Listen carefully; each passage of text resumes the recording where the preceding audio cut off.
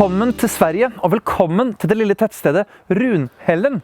I dag så besøker vi MSK Bussforsäljning AB, og vi skal ta en titt på 3 nye produkter fra Isuzu.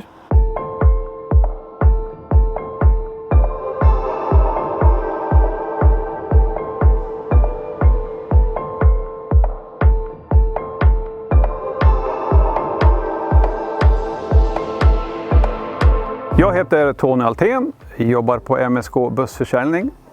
Vi har ett säte i Göteborg och där vi har kontor och administration. Vi befinner oss idag i Runhällen där vi har kontor och parkeringsplatser för Isuzu-programmet. Vi avsäljer Isuzu. Produkterna är från små bussar till lite större bussar och midi-segmentet är väl stora fokuset just nu. Då vi har en ny modell som heter Gran Toro. Och vi har den i mitten, så har vi Visigon och sen har vi den större som är Kendo. Gran Toron är en god buss för skoltrafik och även lite kombinerad beställningsbuss. Visigon har vi ju blandat, den kan fås med eller utan toalett till exempel. Väldigt bra, också en kombinerad buss för skola och lite beställning. Och Kendon har vi dock som en liten linjebuss och skolbuss och regionbuss.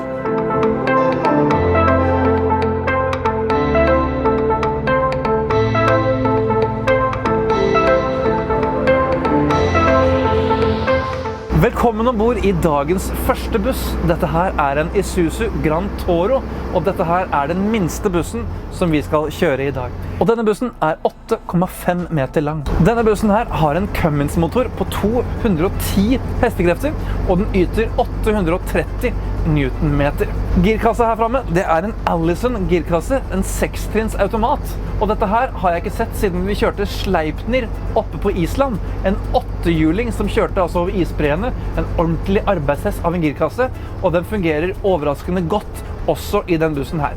Det vi merker er at den har ganske brå girskift, og at den smeller litt opp og ned i gir, spesielt når du bruker retarder, så får du et veldig høyt volum innvendig, og du får en veldig hard nedbremsning. Den ønsker å gire ned ganske fort, og da får du litt mer bråk og litt mer rykk når du har nedbremsningen. MSK Bussforsäljning ønsker å få inn også ZF-kassen i denne bussen her, og det tror jeg også kan bli et strålende produkt.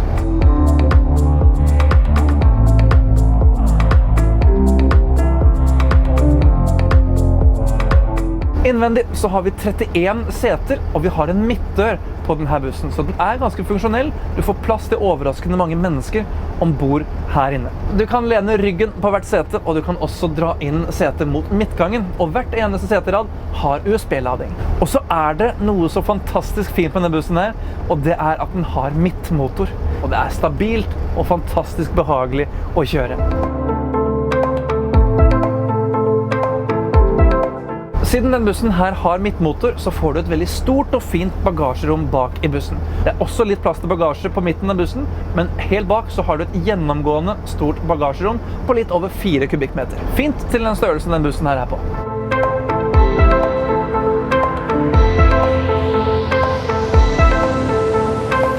Selv i høy hastighet så ligger den bussen der veldig godt på veien. Faktisk så merker jeg det at jo fortere bussen kjører, jo mer rolig går motoren. Støyen forsvinner litt i høy hastighet. Så nå hører du at vi kjører på sakte fart. Litt sånn traktorlyd i motoren. Men jo høyere hastighet du kommer opp i, jo mindre av den støyen har vi. Det blir en større flyt i kjørekomforten og i lydnivået.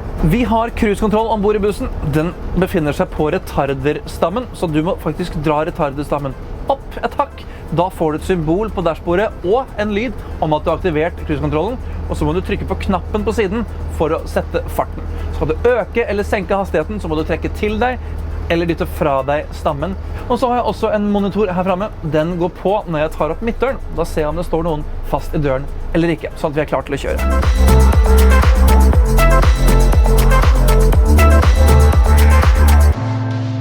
For å ta litt om førermiljøet, så må jeg først og fremst si at jeg sitter veldig trangt her som sjåfør.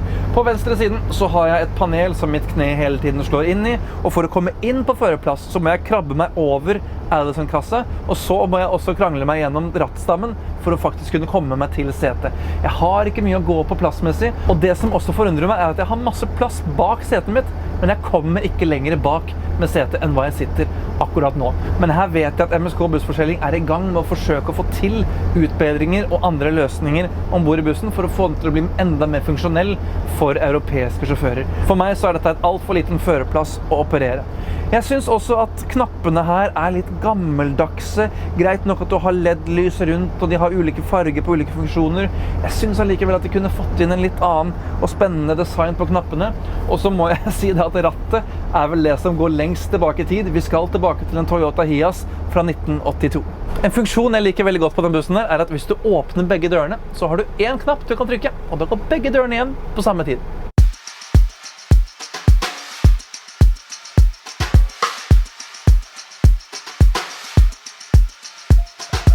Men jeg vil jo si at det er funksjonelt. Vi har jo fine greie speil på både høyre og venstre side. Vi har et stort stående speil på begge sider med et vidvinkelspeil under. Jeg kunne kanskje tenkt meg å dra høyre speilstamme litt lengre fram. Den står litt nærme A-stolpen, men det går helt greit. Og så har vi et lite speil her fremme også for å se dødvinkel helt fremme foran bussen. Da har vi kjørt Isuzu Gran Toro, og vi skal ta en liten tur inn i neste buss.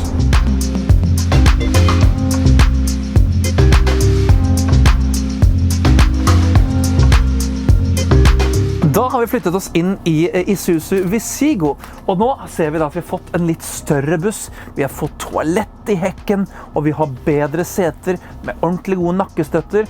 Så nå skal vi ut og kjøre en litt mer turbuss av en midi-buss. Og her har vi altså fått en buss på 9,6 meter og et bagasjerom på 4,2 kubikkmeter. Vi skal ta og justere rattet. Vi må ned på venstre siden for å hente en spake. Den må vi dra opp, den sitter litt hardt. Og så skal vi da justere, og som du ser, er ikke mye å hente her altså. Så her er det et forbedringspotensial som Isuzu har, det å kunne lage en bedre føremiljø for fører. Fordi jeg sitter egentlig helt greit i setet, men jeg får absolutt ikke justert rattet sånn som jeg vil ha det. Og det er akkurat det samme rattet som vi hadde i forrige modell. Det er litt gammelt og utdatert, men la oss prøve å kjøre den for å se om det er bedre.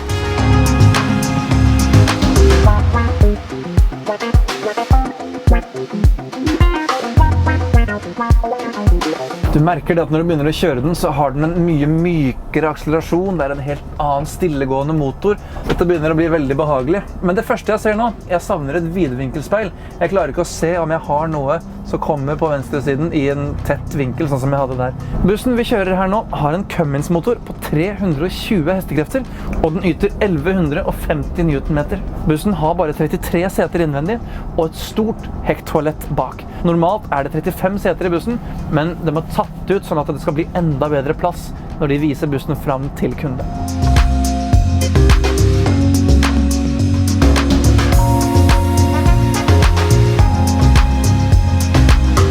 Til siden har jeg god sikt. Jeg har elektrisk vindu som går effektivt og fint ned. Jeg har et stort og fint sidevindu, og jeg ser godt ut vinduene til høyre. Fra den forrige bussen så har instrumentpanelet forandret seg veldig mye. Vi har en retarder her på høyre side, en litt sånn gammel, god variant. Dette her kommer til å kanskje komme på rattstammen i fremtiden. Enn så lenge så er den ikke der. Vi har en girkasse her fremme, og den er ikke fra Allison. Dette er en ZF Ecolife 2, så du girer behagelig, og den har 6 trinn. Du merker nesten ikke at du girer. Veldig sømløs giring, komfortabel kjøring, helt strålende kasse.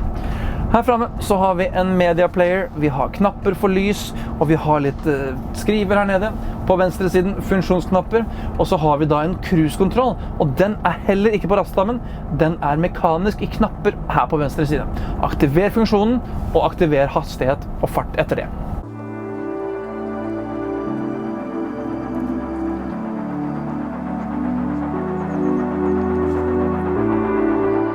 Vi merker jo det når vi kommer inn i denne bussen her, at det en helt annen kjørekomfort i den her enn hva det var i Gran Toro.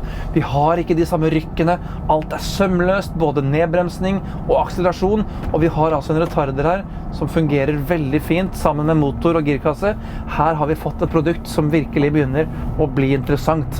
Vi har en stillegående kupé, du sitter behagelig som passasjer, det USB-kabel i taket, du har LED-lys som svinger seg bakover, over seteradene. Dette har begynt å bli en spennende buss du kan bruke på kortere turkjøring, skolekjøring, altså litt ting som ikke krever så mye bagasje, men allikevel du kan ha opprettholdt god komfort. Og faktisk, når jeg sitter her fremme og kjører, så virker det som at jeg kjører en mye større buss. Dette her virker ikke som at vi kjører en buss på bare litt over 9 meter. Dette her kunne vært en mye større turbuss, for den behagelig å kjøre, sitter godt på veien. Så hadde jeg fått bedre speil og et litt mer moderne føremiljø, så kunne jeg kost meg godt i denne bussen her på en langtur, hvor som helst i hele Europa. Da skal vi parkere denne bussen her, og så skal vi ta en titt på den siste bussen vi skal prøve å kjøre her i dag.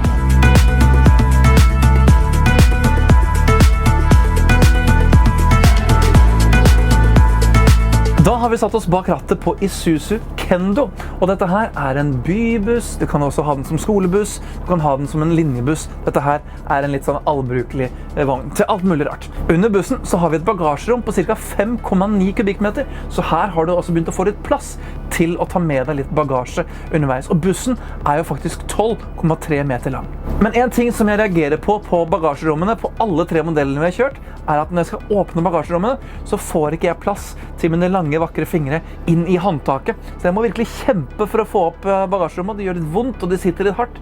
Så her burde det vært et annet feste for å få opp håndtakene. Så det også kan være en ting som man kan ta med seg prosessen videre av disse bussene. Men nå skal vi ut og prøvekjøre denne bussen her.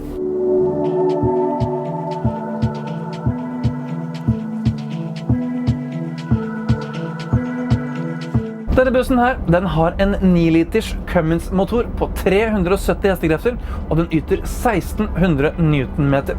Innvendig så det plass til 55 sittende passasjerer, så du har en enorm kapasitet på denne bussen. Du kan faktisk ha 94 passasjerer om du virkelig stapper dem godt inn her i bussen. Så her har du en god kapasitetsbuss til diverse linjetrafikk, enten om det skole eller rutebuss.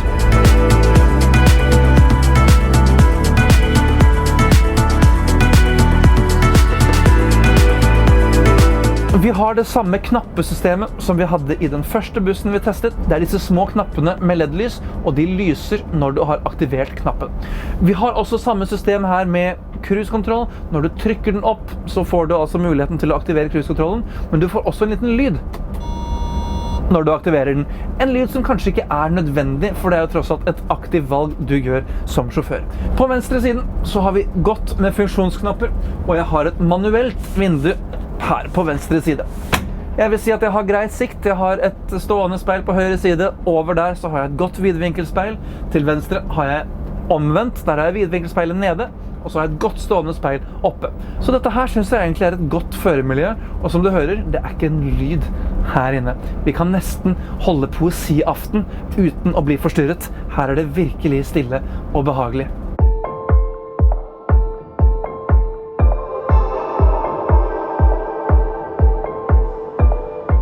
Setene innvendig, de ganske enkle og simple. Dette her jo en bybuss, som sagt. Og denne her bussen her skal etter hvert til Italia. Og de har funnet ut av det at vi skal ha armlener, og de skal være oppfelt til enhver tid, så de kan du ikke ta ned. Så de står nå i veien uansett hvordan du prøver å vende på det. Og alle setene står fast, så du kan ikke lene setene tilbake heller. Girkassen en ZF Ecolife 2 med 6 trinn, meget behagelig og god å bruke. Du merker nesten ikke at du akselererer opp i fart. Og det virker som at vi også har en god svingradius på denne bussen her. Nå tok vi oss rundt et godt hjørne, og den har ikke noe problem med å følge, selv om denne bussen her ganske betydelig mye lenger enn de 2 andre bussene vi har kjørt. Nå har vi altså en buss på 12,3 meter. Dette her en vanlig standard klasse 2-buss, en god linjebuss med god lengde. Ja.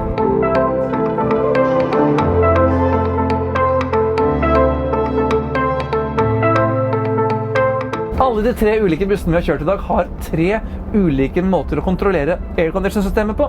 Her har vi en litt mer moderne versjon med litt trykknapper, vi har litt vifter vi kan bruke. De andre har vært litt mer manuelle, vri på den, og noen har også hatt andre typer skjermer. Så det er tydelig at Isuzu leverer mange ulike typer av de ulike ting. Vi har også sett et ulikt display fra den forrige bussen vi kjørte til nå, så jeg kunne godt tenke meg kanskje at de hadde fokusert på å lage en type funksjonell display for aircondition, en type funksjonell display for kjørecomputer og alt som er her fremme. Det kan bli litt rotete når du har 3 ulike busser fra samme firma med 3 ulike systemer for å operere ulike ting og tang. De 2 andre bussene hadde manuell knapp for å åpne døren fremme. Denne bussen har en fjernkontroll. Du kan åpne både døren fremme og bak. Jeg liker jo veldig godt fjernkontroll, synes det er behagelig og praktisk, men allikevel så synes jeg det er godt å kunne prøvd å fokusere på å ha gode systemer som fungerer, i stedet for å ha mange som tilfredsstiller den ene og ulike modellen. Men nå har jeg fått vite at alle display skal nå byttes ut til det ene aircondition-systemet, sånn at det blir det samme på modellene som kommer fra Isuzu i fremtiden.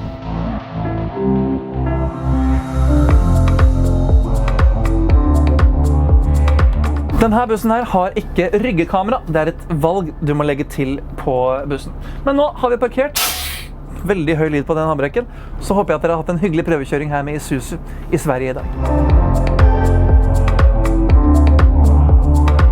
Isuzu är ju en ny produkt för svenska marknaden. Från och med förra året började vi jobba lite hårt med det där och i år så lägger vi en högre växel. Och det känns riktigt kul och bra. Vi har i år sålt 4 stycken Gran Toro och vi har även sålt 2 stycken Novo City Life som är på väg hem. Och inom kort så ska vi ha leverans under hösten. Vi har vår huvudimportör idag som sitter i Danmark. De jobbar på norska marknaden. Vi kommer nog kanske parallellt att samarbeta lite grann och jobba in produkten i Norge. Vi har ju mycket kontakter på olika vägar.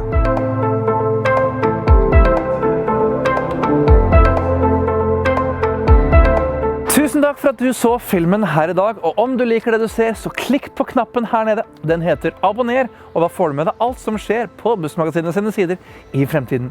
Vi ses i en annen buss, på en annen plass. Ha en god dag.